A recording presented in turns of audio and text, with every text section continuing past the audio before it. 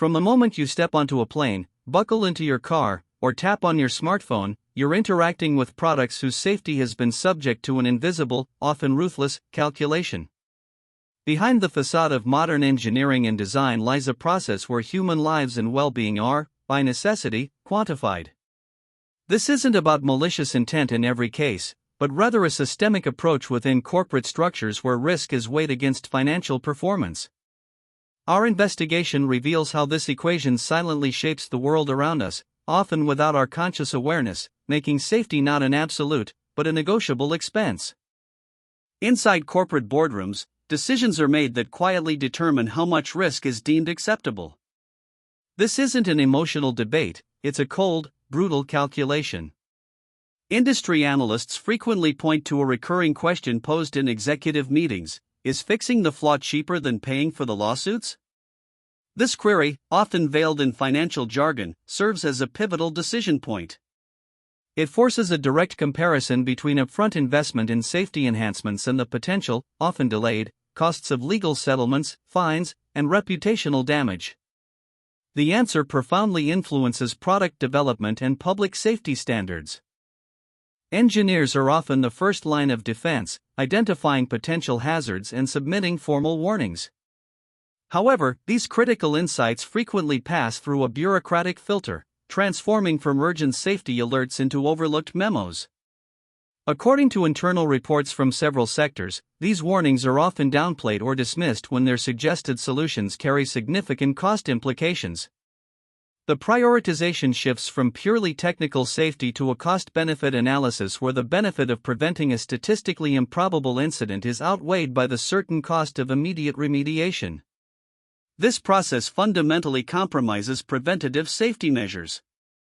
The next disaster is rarely an unforeseen event in a company's financial planning, rather, it's often calculated as a manageable expense. Risk assessment models are sophisticated tools that project not only the likelihood of an accident but also the probable financial fallout. This includes estimated legal fees, settlement averages, and public relations costs. For example, some internal documents reveal projected costs for certain types of incidents, viewing them as acceptable operational overhead rather than failures to prevent.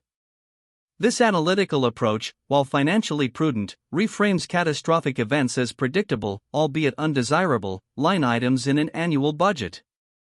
Perhaps the most unsettling aspect of this playbook is the implicit, or sometimes explicit, assignment of a statistical value to human life.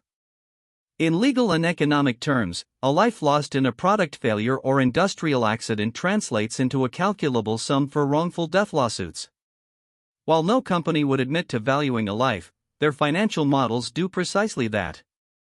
Settlements can vary wildly based on jurisdiction, age, and earning potential, but internal actuarial tables often guide decisions, determining if preventative measures costing billions outweigh potential payouts in the tens or hundreds of millions.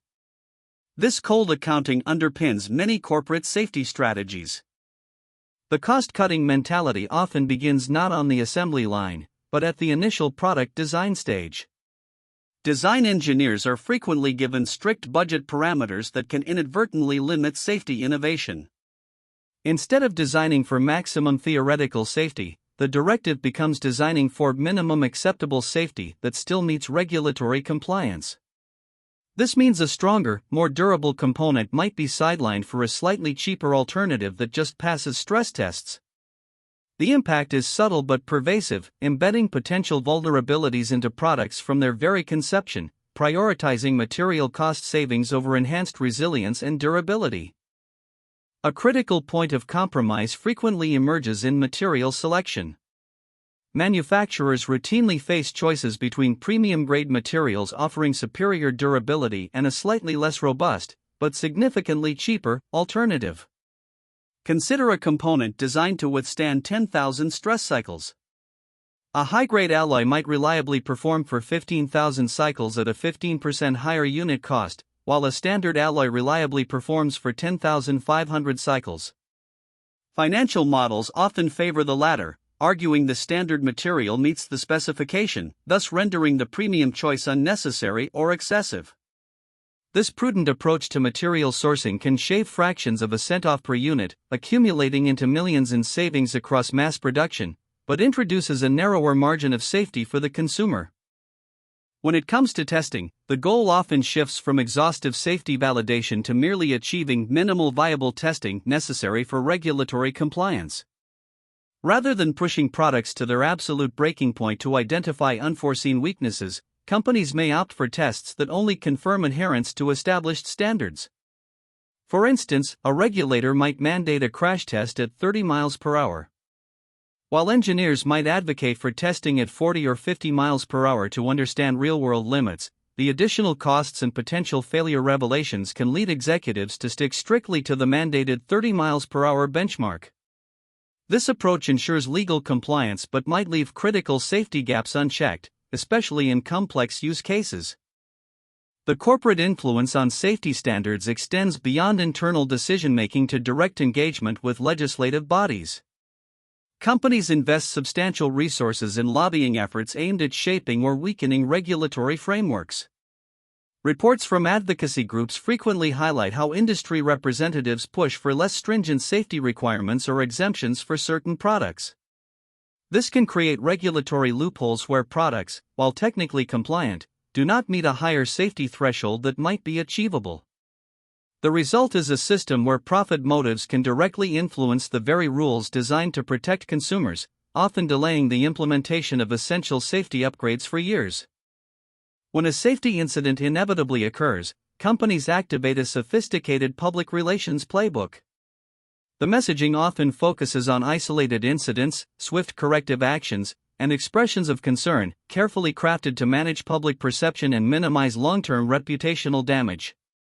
This PR strategy often runs parallel to internal legal and financial assessments that are quantifying the cost of the disaster.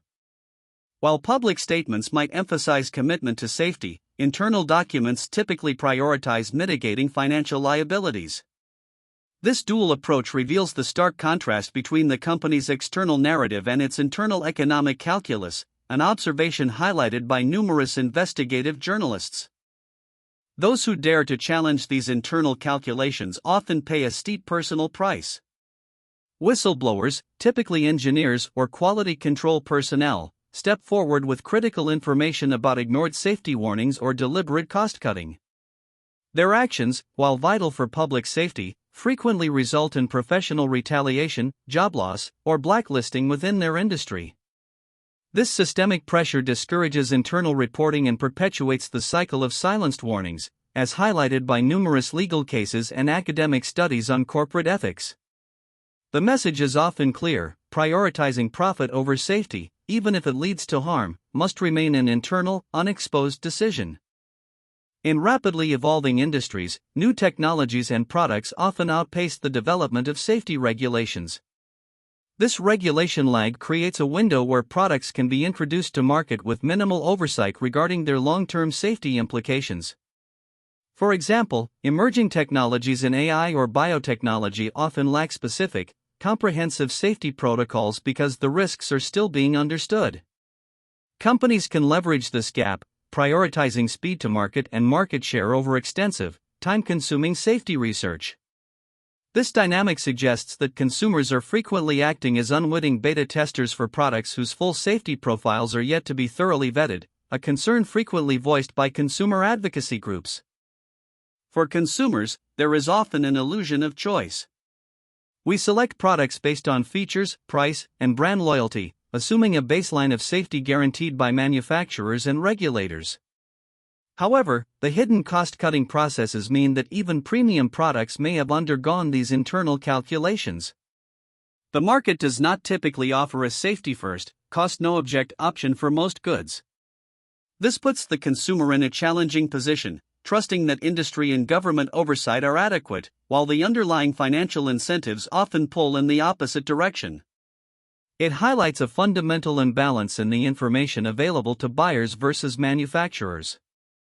The cumulative effect of prioritizing profit over safety has significant long-term consequences, most notably the erosion of public trust in institutions and corporations. Each major safety failure not only inflicts immediate human and financial costs but also chips away at the social contract. Over time, this erosion makes it harder for companies to innovate and for governments to govern effectively, as citizens become increasingly cynical. Furthermore, the long-term societal costs, including healthcare burdens, environmental damage, and decreased productivity from preventable incidents, often far exceed the short-term savings achieved through cost-cutting. These are externalities that the company does not directly bear, but society does.